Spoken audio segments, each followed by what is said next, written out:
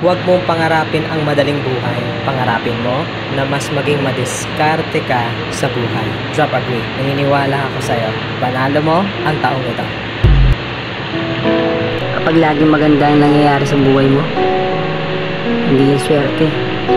Blessing yan. Kasi, mabuti kang tao.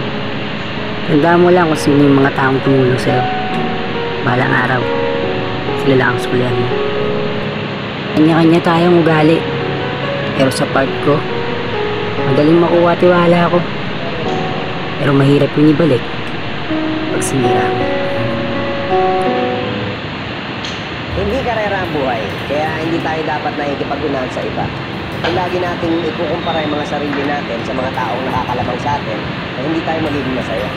May nagsabi nga na ang pinakamayamang tao daw sa mundo ay hindi may pinakamaraming pera at ari-arian, kundi yung taong kontento na sa mga bagay na meron siya.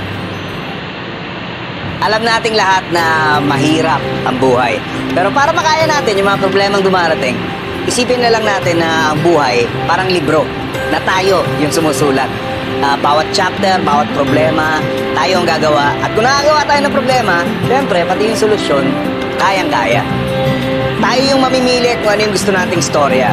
Nasa atin din kung gusto natin na ang ending malungkot o masaya.